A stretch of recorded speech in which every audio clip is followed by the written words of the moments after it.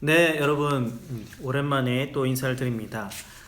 우리가 그리스도의 재림 후에 일어날 일, 최후의 심판에 대해서 계속 나누고 있고요. 지난 시간에 다 마무리 못해서 지난 시간에 이어서 오늘 나머지 내용 함께 살펴보도록 하겠습니다. 계속 이어서 보시면 최후의 심판의 기준은 무엇인가에 대해서 먼저 말씀을 드립니다. 최후의 심판이 있는데 그 기준이 무엇인가? 바로 하나님의 계시된 말씀이다라는 것이죠. 요한계시록 20장 11절에 보시면 최후의 심판을 크고 흰 보좌에 앉으신 분이 시행하신다 이렇게 말씀하고 있습니다. 이 최후의 심판대 앞에 생명책과 행위책 이 두 종류의 책이 펼쳐져 있다라는 것이죠. 이 두 책은요 최후의 심판대에 있을 하나님의 심판 기준을 보여준다라는 것입니다. 첫 번째, 최후의 심판대에 펼쳐지는 생명책은 사람들이 새 하늘과 새 땅에 들어가느냐 불못에 들어가느냐의 결정에 있어서 그리스도와의 관계를 기준으로 한다라는 것을 말해주고 있다라는 것이죠. 생명책에 이름이 기록되어 있다면 영원한 구원을 받아서 새 하늘과 새 땅으로 들어가게 된다라는 것이고요. 요한계시록 21장 27절에 보시면 알 수 있고요. 생명책에 이름이 없다. 그 반대의 일이 일어나겠죠. 영원한 정죄를 받아서 불못으로 들어가게 된다. 마찬가지로 요한계시록 20장 15절에 말씀하고 있습니다. 이러한 생명책의 완전한 이름은 어린 양의 생명책 또는 죽임을 당한 어린 양의 생명책이라고 불려집니다. 요한계시록에서는요 어린 양이란 십자가에 죽으신 예수 그리스도를 나타내는 것이죠. 그러면 왜 이 어린 양의 생명책에 이름이 기록된 사람만 불못에 들어가지 않는가? 바로 어린 양이 대신 심판을 받아서 불못의 형벌을 받으셨기 때문이다라는 것입니다. 그럼 왜 어린 양의 생명책에 기록된 사람만 새 하늘과 새 땅에 들어가게 되는가? 어린 양이 그들을 대신해서 의를 행했기 때문이다라는 것이죠. 어린 양의 생명책에 기록된 사람은요 어린 양과 결합된 사람입니다. 그래서 사람이 새 하늘과 새 땅에 들어가느냐 불못에 들어가느냐 하는 그 영원한 운명이 결정되는 것은 바로 그리스도와의 관계에 달려 있다라는 것이죠. 그래서 요한복음에서는 이렇게 표현을 합니다. 예수님을 믿느냐 믿지 않느냐. 사도 바울은 또 어떻게 표현합니까? 그리스도 안에 있느냐 그리스도 밖에 있느냐. 다음은 두 번째입니다. 최후의 심판 때 펼쳐지는 행위책은요 각 사람이 받는 상급과 형벌의 정도는 각자의 행위에 따라 이루어진다라는 것을 보여준다라는 것입니다. 신자들에게는요 좀 상급의 차이가 있다. 또 불신자들에게도 형벌의 차이가 있다. 지난 시간에 한번 말씀을 드린 것 같은데요. 신자의 행위와 불신자의 행위는 각각 상급과 형벌의 차이가 있다. 신자들과 불신자들에게 적용되는 이 최후 심판의 기준은요 하나님이 각자에게 계시해 주신 하나님의 계시된 뜻 바로 하나님의 말씀이다라는 것이죠. 아까도 말씀드렸죠. 그리고 하나님의 특별 계시인 이 성경을 아는 사람도 있고 모르는 사람도 있습니다. 그렇겠죠. 하나님 말씀을 많이 하는 사람과 적게 아는 사람이 또 있습니다. 하나님은 최후의 심판 때 이러한 차이를 고려하신다라는 것이죠. 하나님은 하나님의 말씀을 더 많이 가르친 자에게 더 많은 책임을 묻겠다 이렇게 이야기를 하고 계십니다. 저 같은 사람 예를 들면 더 많은 책임을 물으실 수 있다라는 것이죠. 그래서 예수님은요 똑같이 회개하지 않았던 도시들 성경에 보시면 고라신이 있고요 벳세다라는 도시가 있습니다. 또 두로와 시돈이라는 이런 도시가 있습니다. 심판날에 고라신과 벳세다가 더 큰 심판을 받을 것이다 이렇게 말씀하셨고요. 왜냐하면 고라신과 벳세다 사람들이 두로와 시돈에 있는 사람들보다 예수님의 말씀을 더 많이 듣고 예수님의 기적을 더 많이 보았기 때문에 그렇다라는 것이죠. 그렇다면 성경을 전혀 알지도 못하고 예수님에 대해 복음을 전혀 듣지도 못한 사람들은 어떻게 되는 걸까? 그런 사람들이 분명히 있겠죠. 자연과 양심이라는 일반 계시 기준으로 이 사람들은 심판을 받게 된다라는 것입니다. 자, 일반 계시를 받고도 하나님을 예배하지 않는 것에 대해서는요, 그 책임을 면제받을 수는 없다라는 것이죠. 자, 유대인들은요, 율법의 순종 여부에 따라 또 심판을 받게 됩니다. 이방인들은요, 율법의 순종 여부가 아니라 그러니까 양심대로 살았는지 그 여부로 심판을 받게 된다라는 것이죠. 자, 그러므로 최후 심판은요, 하나님의 특별 계시와 일반 계시의 정도에 따라서 공정하게 이루어진다. 네, 공정하게 이루어진다라는 것을 우리가 알 수 있습니다. 하나님은 각자에게 계시해 주시는 것에 대한 행위 여부에 따라 심판을 하신다라는 것이죠.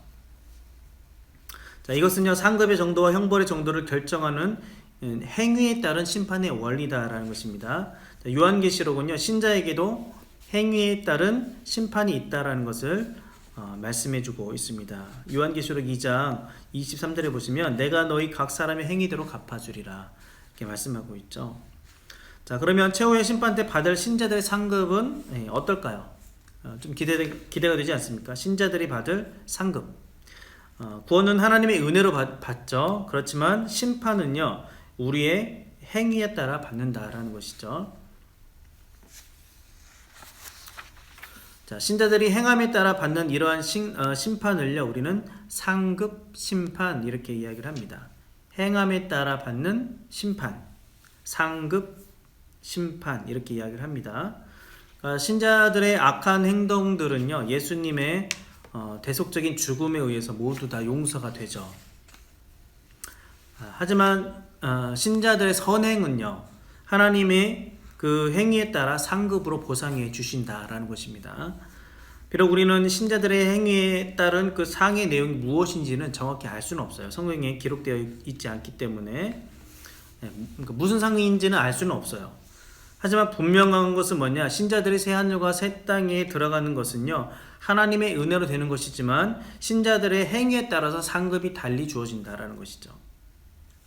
구원은 하나님의 행위지만 상급을 받는 것은 신자들의 행위에 따라 달라진다. 그래서 우리가 구원받은 이후의 삶, 그렇죠? 구원받은 이후에도요, 그 은혜를 힘입어서 감사함으로 부지런하게 우리가 선행에 힘써야 한다라는 것입니다. 신자들이 구원받은 이후에 어떠한 삶을 살았는가? 그것은요, 분명 최후의 심판날에 차이가 있다라는 것입니다. 은혜로 구원받은 이후에 성화의 삶을 많이 이룬 것과 이루지 못한 것에 대해서는요, 분명한 차이가 있다라는 것입니다. 그래서 사도 베드로가 우리가 이 땅에 있을 때에 더욱 경건하게 살아야 한다 이렇게 말씀하고 있죠. 베드로전서 1장 17절에 보시면 외모로 보시지 않고 각 사람의 행위대로 심판하는 일을 너희가 아버지라 부른즉 너희가 나그네로 있을 때를 두려움으로 지내라 이렇게 말씀하고 있습니다. 자, 우리가 이제 성경에서 말하는 최후의 심판의 진리에 대해서 한번 살펴보았습니다. 그럼 이것을 우리가 어떻게 적용할 수 있을까? 삶에 이것을 어떻게 적용하면 좋을까? 먼저 우리 신앙의 유익한 점에 대해서 한번 살펴보도록 하겠습니다. 첫 번째, 최후 심판은요, 이 세상에 하나님의 완전한 공의가 시행된다라는 그런 확신을 준다라는 것이죠. 만약에 이 세상에요, 최후의 심판이 없다면 여러분 어떨 것 같습니까? 최후의 심판이 없다. 이 세상은 계속해서 불의한 세상이 되는 것이죠. 불공평한 세상이 되는 겁니다. 돈만 있으면 뭐든지 다 돼. 그렇죠. 돈 없는 사람 아무것도 못해. 인류의 역사를 살펴보면 세상은 정말 공정하지가 않았던 것 같아요. 죄를 지어도 법에 따라서 정당한 처벌을 받지 않는 사람들이 많이 있어요. 그쵸? 돈만 있으면 뭐 법도 능가하는 사람들이 있다라는 것이죠. 또 죄를 짓고 재판을 받은 사람들 가운데서도요, 잘못된 재판이 이루어진 경우가 분명히 있습니다. 우리나라에도 그런 일들이 많이 있었잖아요. 또 판사가, 예를 들면 뭐 판사가 어떤 이해관계에 걸려 있어서 고의적으로 불공정하게 판결을 낼 때가 있다라는 것이죠. 사촌 형이야. 네? 보통 뭐 친척, 친인척, 가족, 그렇죠? 이런 사람들 어떻게 중형을 내릴 수 있겠는가 하는 것이죠.